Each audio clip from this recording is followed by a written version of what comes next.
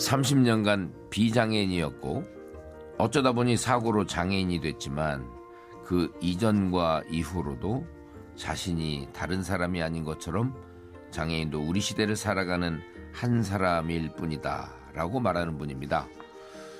국내 2호 시각장애인 판사인 김동연 판사, 오늘의 주인공으로 모셨습니다. 안녕하세요. 예, 안녕하세요. 김동연입니다. 네. 그 전에 수원지법에 계셨었죠? 예.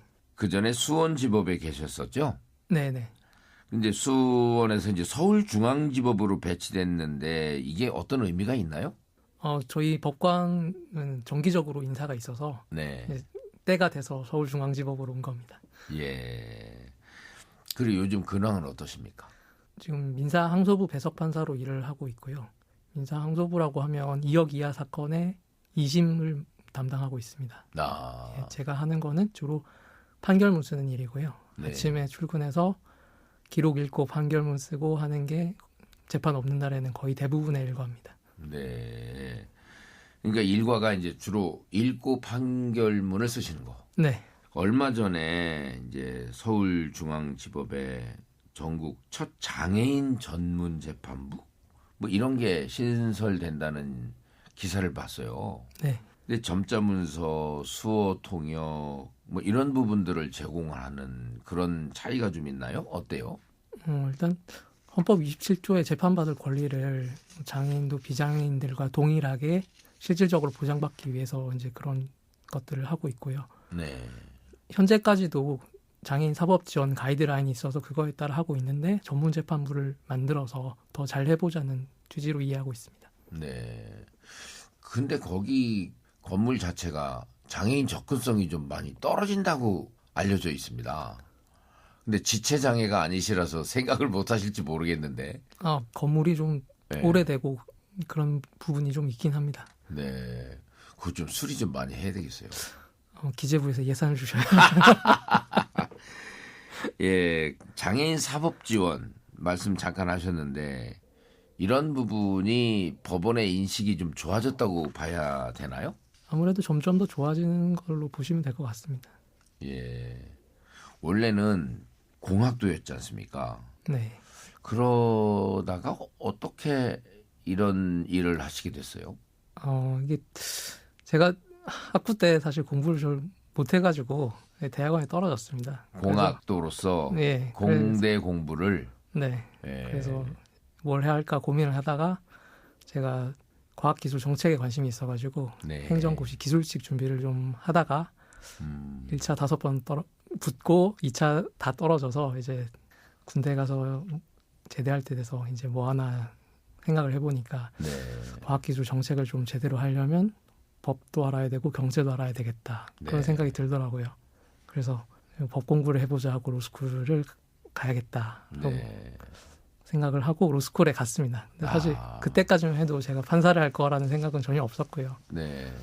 시각장애인이 되고 나서 공익인권법 학교 프로그램에 참가를 했는데 네. 그때 오신 변호사님께서 인권 감수성이 풍부한 사람들이 법원에 가서 좋은 판결을 해주면 좋겠다라는 말씀을 네. 해주셔서 판사라면 좋겠다라는 생각을 좀 가지게 됐고 이제 시각장애인 1호 판사님이신 최영 판사님도 네. 이제 법원에 그때 가셔가지고 잘 하고 계신다라는 얘기를 듣고 판사를 하면 되겠다라는 생각을 그때쯤 굳히게 됐던 것 같습니다. 네. 중간에 다치셨다고 그러셨는데 네. 이 이제 과학고 나오시고 카이스트 졸업하고 그런데 그 시력은 어떻게 해서 이루셨어요? 쉽게 말씀드리기 어려운데 예. 병원에서 시술 받다가 네. 눈으로 가는 혈관이 막혔어요. 그래서 이제 시신경이 망가졌고요.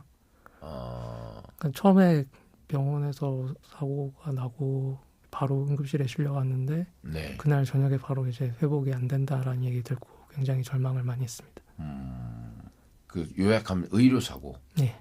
회복이 안 된다. 그 말을 딱 들었을 때 느낌이 어떠셨습니까? 되게 막막하죠. 이제 인생이 끝났구나 싶은 생각이 들었어요. 예. 네. 그러니까 앞이 캄캄하다는 게 진짜 예. 현실로도 그렇고 마음에서도 그렇고 그 말이 딱 맞는 것 같더라고요. 예. 이제 그렇게 이제 막막하고 절망하던 순간에 그 어머님이 많은 도움을 주셨다고 그렇게 알려져 있더라고요. 예. 매일 3,000배를 하셨다고요? 3,000배를 하러 간 계기가 이제 저희 이모님이 어머니한테 이제 한번 해보면 어떠냐라는 얘기를 하셨어요. 그래서 네. 어머니가 저한테 그걸 전달을 해주시더라고요. 네. 그래서 근데 좀 저는 착오가 있었어요. 예. 이제 3,000배라 그래서 한 달 동안 3,000배를 나눠서 하는 줄 알았는데 하루에 3,000배를 하는 거더라고요.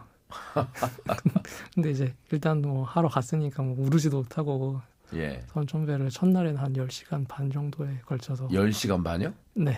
그렇죠. 저도 108배는 몇 번 해봤거든요. 예. 운동 삼아? 네. 아, 근데 그것도 쉽지 않더라고요, 처음에는. 근데 3,000배를 10시간 반 했으면 그 완전히 이거는 체력 아웃인데요. 아, 그래서 엄청 쉬어가면서 예. 아침에 시작해서 밤늦게까지 절을 하고 나니까 갑자기 그동안에 쌓였던 감정이 막 터져 나오더라고요. 네. 그래서 엄청 울고 그런 식으로 며칠 동안 이제 계속 울면서 절을 하고 그것도 이제 한 달 정도 지나니까 이제 마음에 좀 평화가 오고 사실 절에 갔을 때는 이제 기도를 통해서 제가 눈을 뜨게 될 거라고 생각하고 갔던 거였는데 네. 눈을 뜨지 못했지만 그때 같이 계시던 스님께서 육신의 눈은 뜨지 못했지만 마음의 눈을 뜬 거라고 말씀을 해주셔가지고 저는 굉장히 위안이 많이 됐습니다. 네. 3,000배. 아, 진짜. 근데 점점점 시간이 짧아지죠. 네, 끝날 때는 첫날은 10시간 반. 끝날 네. 때는 5시간. 마음의 눈도 뜨셨지만 체력도 되게 강해졌을 것 같아요. 당연하죠. 네. 네. 한 달 만에 7kg 빠졌습니다. 한 달에 7kg. 네. 이야, 진짜 그러시면서 이제 자퇴 안 하시고 복학을 하셨잖아요. 네. 그리고 로스쿨도 뭐 성적 상당히 좋게 졸업하셨다면서요? 우등상 받고 졸업했습니다. 네. 네. 서울고법의 재판연구원도 하셨고 네. 또 장애인인권센터 서울시 네. 장애인인권센터 변호사를 하셨더라고요. 네. 그러다가 2020년에 신임 법관으로 임명이 된 거예요. 그러니까 2년 3년 전에 네. 된 거잖아요. 그죠? 이 서울시 장애인인권센터 때는 어떠셨어요?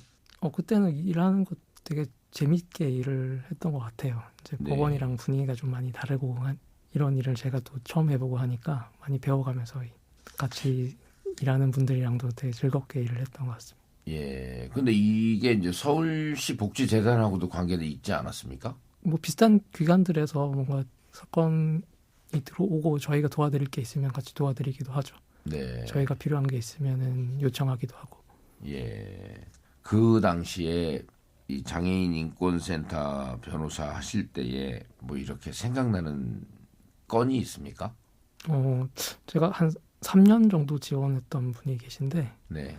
되게 처음부터 식당 같은 데서 이제 강제 노동을 당하다가 구출되신 분인데 네. 저는 이제 그때는 없었고 그 뒤에 이제 민사 사건 할 때부터 제가 지원을 했는데 뭐 그분 집도 찾아드리고 그다음에 피해 회복도 하고 그다음 그 뒤에도 뭐 핸드폰 사기를 당한다든지 아니면 다른 데 가가지고 일하고 월급 받은 거 횡령을 당한다든지 이런 거 다 도와드리고 뭐 되게 많은 사고가 있어가지고 네. 굉장히 기억에 남는 분입니다. 근데 이제 실명을 겪긴 했지만 지금 제가 뵙기에는 담담하면서도 상당히 강력한 에너지를 갖고 계신 것 같은데 그게 아까 3,000배 말고 다른 원동력은 없습니까? 그건 사실 그냥 장애인으로 살다 보니까 좀 단단해지는 것 같기도 합니다. 네.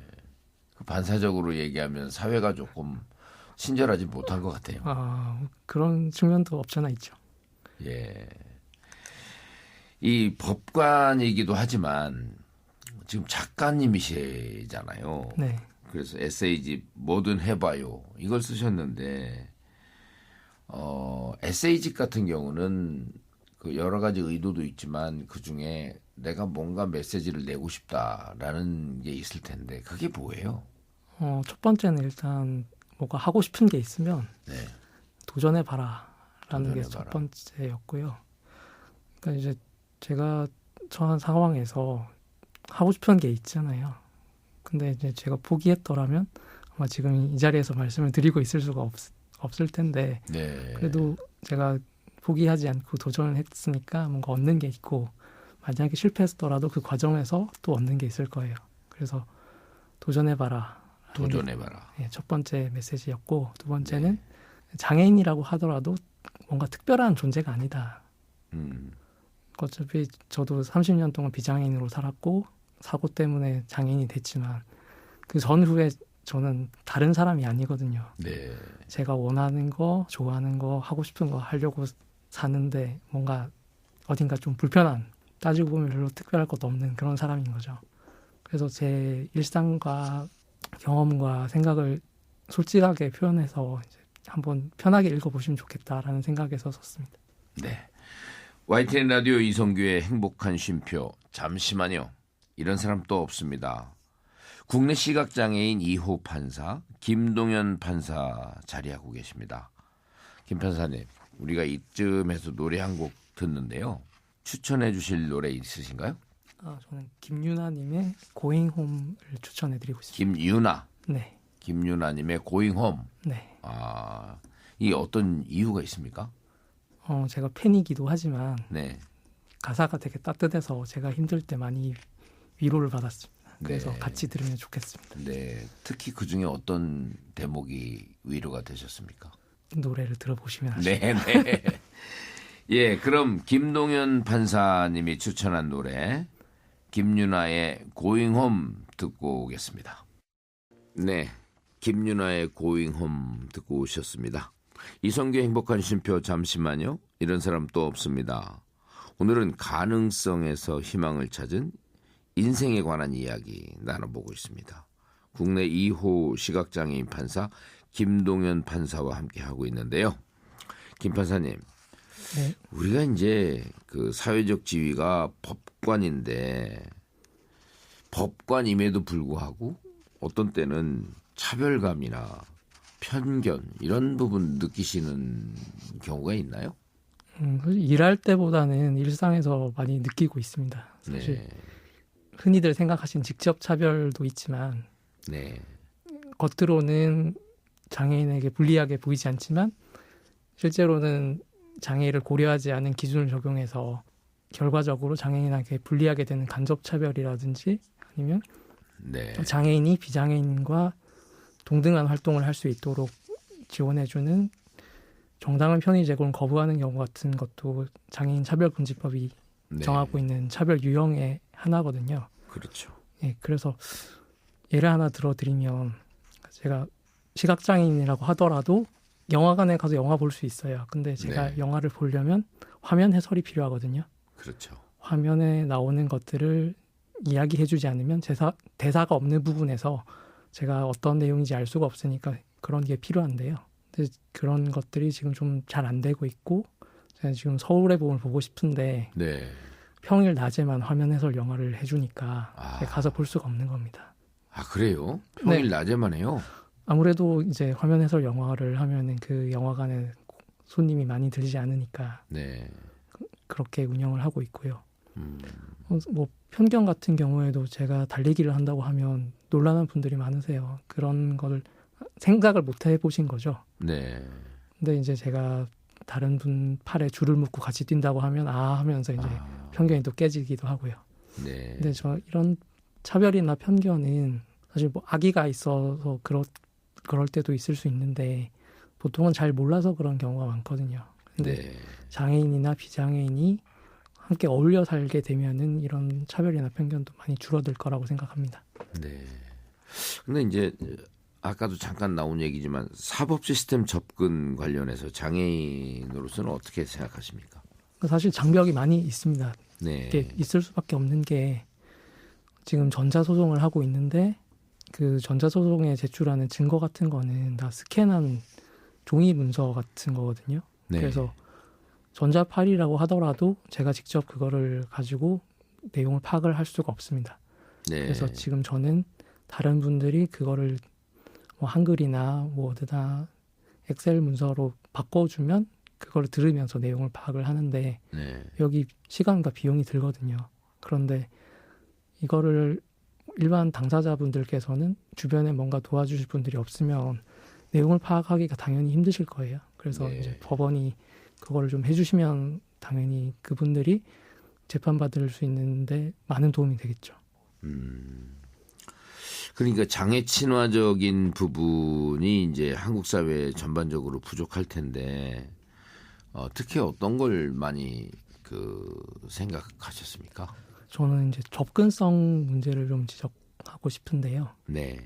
예를 들어 요즘 건물 앞에 계단 같은 게 있잖아요. 네. 근데 계단이 있으면 휠체어 타신 분들은 못 들어가시거든요. 처음부터 이거를 생각을 하고 만들었으면 계단을 안 만들거나 경사로를 만들었겠죠. 네. 그리고 정보통신 서비스에 있어서도 마찬가지인 게 제가 대부분 일들을 핸드폰이나 노트북, 컴퓨터 이용해가지고 혼자서 하고 있는데 안 되는 것들이 좀 있습니다. 법원에서 제가 쓰는 프로그램도 안 되는 게 있어서 찾아가서 해달라고 하고 그런 것들이 있거든요.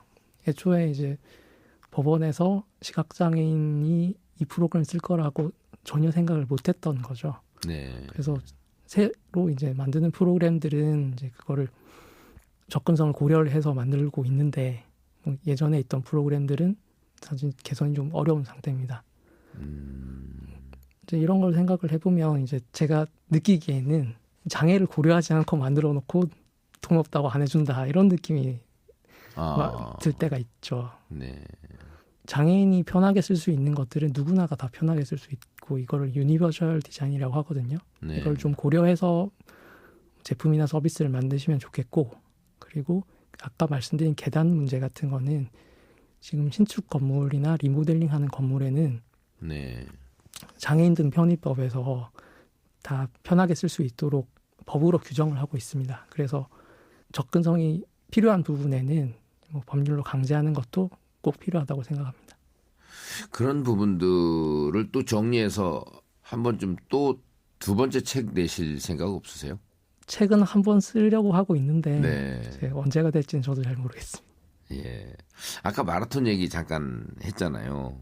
주말마다 남산 찾아서 하시는 것 같은데 네. 그 마라톤이 주는 의미가 있으니까 그렇게 매일 하시죠, 매주? 지금 추워가지고 조금 네. 쉬고 있는데 네. 처음에 마라톤을 시작하게 된 계기는 아는 형이 남산에서 걷기만 하면 심심하니까 뛰어보자고 해서 어떻게 뛰냐고 했더니 네. 팔에 끈을 묶고 뛴다고 하는 겁니다. 그래서 받아와가지고 뛰어봤죠.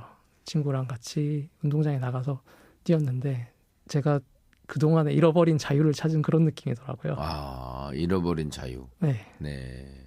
그 뒤로 이제 계속 훈련을 하고 있고 근데 제가 뭐 그렇게 잘 뛰는 건 아니고 그냥 옆에 있는 가이드 러너분이랑 이야기하면서 즐겁게 뛰는 게 좋고 그다음에 뭐 완주만 하면 된다 이런 생각을 하면서 건강에도 좋고 하니까 계속 뛰고 있습니다. 네. 근데 그 친구분이라고 하셨어요. 같이 뛰는 분이. 네. 근데 그 친구는 우리 판사님을 뛰게 하기 위해서 그 자유를 잃어버린 거 아니에요? 그럴 수도 있는데요. 네. 친구랑 같이 이야기하면서 뛰면 그것도 되게 좋은지 한동안 같이 뛰다가 이제 결혼하고 나서 이제 저는 결별했고. 그러면 그거 어떻게 해요 지금은? 마라톤 동호회 나가니까 동호회 오시는 가이드 러너분들이랑 같이 뛰고 있습니다. 네. 그리고 이제 시각장애인 스포츠 중에 하나가 이제 쇼다운 이런 게 있는데 이게 어떤 거죠? 국가대표시기도 하잖아요. 일단 설명을 쇼다운. 드리면 네. 테이블이 큰 게 하나 있고요. 네. 그 양쪽에 두 명이 서가지고 그 앞에 있는 골 포켓에다가 그 소리 나는 공을 배트로 쳐가지고 넣는 경기입니다. 그 오락실에 있는 에어하키랑 비슷하다고 생각하시면 되는데 네. 눈 가리고 소리 들으면서 하는 게 차이점이라고 보시면 됩니다. 그 세계 대회도 출전하셨다면서요? 네, 제가 2019년에 국가대표가 돼가지고 네. 이탈리아 갔다 왔는데요. 예. 뭐 성적이 그렇게 좋진 않은데 되게 뜻깊은 경험이었습니다. 그 아까 어머님 말씀 조금 하다가 말았는데 네. 그 어머님이 그 어려울 때 3,000배 플러스 해서 뭔가 의미를 남기신 것 같아요. 어머님은 어떤 존재세요?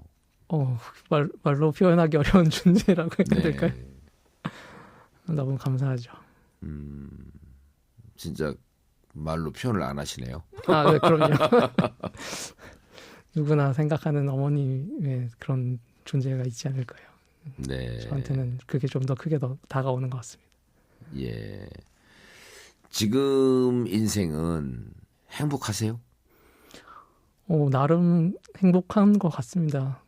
하고 싶은 일 하고 어디 크게 아픈 데 없고 네. 다른 사람들이랑 특별히 불편하지 않게 잘 지내고 그 와중에 이제 소소한 기쁨들이 있으니까요. 네. 근데 행정법원에 가서 일을 하고 싶다라고 말씀하셨는데 네. 이게 무슨 의미예요? 저는 이해가 잘 안 가더라고요. 사건이 크게 보면은 민사, 형사, 행정, 가사, 회생 이렇게 구별을 할 수 있을 것 같거든요. 민사, 형사, 행정, 가사, 네. 회생. 회생. 네. 네. 그 정도로 구별할 수 있을 것 같은데 서울 같은 경우는 그게 다 따로 이제 민형사는 중앙이나 동남북서 이렇게 나눠져 있고 네. 행정법원, 가정법원, 회생법원은 따로 있거든요. 그래서 그 중에서 행정사건은 행정법원에서 전담을 하니까 네. 그쪽에서 일을 한번 해보면 어떨까 하는 생각이 있어요. 행정사건. 네. 제가 생각하는 행정법원은 뭔가 그 인사에 의해서 불이익을 당했을 때 주로 이제 행정법원을 가고 그러던데. 네, 맞습니다. 네. 근데 그 행정사건에 특히 관심이 많으셨나요? 학교 다닐 때 네. 행정법을 공부를 해보니까 재밌더라고요. 성적도 잘 나왔고요. 성적이 잘 나왔고. 그래서 한번 해보면 어떨까. 실제 제가 배운 것과 실제 사건은 어떤가. 네. 이런 걸 좀 경험해보면 좋지 않을까 해서. 근데 이제 그 어떤 경우는 행정법이 국가에서 지급하는 많은 공공재들이 있는데 네. 그러한 것들에 대해서 전부 행정법으로 가능하다라고 생각을 하는 경향이 있더라고요. 근데 의료 서비스라든가 네. 복지 영역의 서비스라든가 이런 네. 거는 별도의 법들이 있잖아요. 네. 근데 이제 어떤 경우는 행정법에서 행정법이 있으면 됐지. 그리고 뭘 또 만드느냐. 그런 논쟁도 있었습니다. 그러니까 행정법 체계가 이제 행정기본법이 있고 그 네. 밑에 있는 자세한 내용들은 다 개별 법률로 되어 있거든요. 네. 근데 기본법에서 그걸 구유를 할 수가 없기 때문에 법률을 따로 만드는 것은 어쩔 수 없다라고 생각하시면 될 것 같아요. 네. 그 지금 그 후배들 중에서 네. 뭐 선배일 수도 있지만 네. 장애인이지만 나도 법조인으로서 활동하고 싶다라는 의욕이 있는 분들이 있을 거예요. 네. 장애 유형에 따라 다 다르겠지만 네. 뭐 그동안에 특히 지체장애인 법조인들은 많이 있습니다. 네. 근데 이제 시각장애인, 청각장애인 이쪽에서도 뭔가 그 법 쪽에 일하고 싶다라는 분들이 계실 텐데 네. 이런 분들한테 한번 해주시고 싶은 말씀이 있으세요? 일단 하고 싶은 생각이 있으면 방법을 잘 찾아보고 네. 포기하지 말고 도전을 해봐라 라고 말씀을 드리고 싶습니다. 네. 저도 이제 처음에 공부를 시작할 때 시각장애인 변호사님이신 김재양 변호사님 찾아가가지고 공부 네. 어떻게 했는지 다 여쭤보고 공부 시작했거든요. 네. 아무래도 선배님들한테 가서 말씀을 들으면 시행착오를 줄일 수 있으니까 주저하지 말고 연락을 해주시면 같이 밥이라도 한번 먹으면서 좀 도움이 되는 말씀을 드릴 수 있을 것 같습니다. 그 월급 갖고 될까요 지금? 구름같이 몰려오면 어떡하시려고 그래요? 근데 판사를 하다 보니까 그 전과 뭐가 달라요? 변호사를 할 때랑 예. 받는 스트레스의 유형이 좀 다른 것 같습니다. 어떻게 다르죠? 변호사 입장에서는 이제 한쪽 편을 들어주면 되는 거니까 이제 어떻게 하면 이 편을 잘 들어줄 거냐 네. 이 고민을 하게 되고 그리고 사람을 직접 만나야 되니까 네. 이제 대인관계 스트레스도 좀 있거든요. 예. 근데 판사 같은 경우는 어떻게 하면 균형을 잘 잡아서 이 사건을 처리할 것인가 결론을 내줘야 되는 입장에서 네. 그래서 그런 고민이 있고 대신에 제 사무실에는 저희 부장님 말고 아무도 전화를 하지 않습니다. 네. 네, 그런 장점이 있습니다. 그리고 뭔가 나는 인간적으로 나는 이러한 가치관을 갖고 살고 싶다. 그런 부분이 있으면 끝으로 말씀해 주시죠. 논어에 보시면은 네. 기소불욕 물시어인이라는 얘기가 있거든요.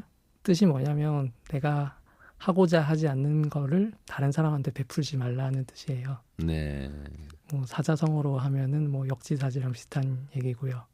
네, 저는 이게 중학교 때 한문책에서 보고 되게 마음에 들어가지고 네. 제 생각에 있어서 좌우명으로 삼고 있는데 어떻게 보면은 내가 원하지 않는 건 사실 상대방도 원하지 않을 거잖아요. 네. 취향이 다르니까 내가 원하는 걸 상대방이 원한다는 보장도 없고 그러다 보니까 저는 내가 싫어하는 거 상대방한테 강요하지 말고 내가 네. 원하는 거는 내가 알아서 잘 찾아서 하겠다 뭐 이런 생각으로 살고 있습니다. 네.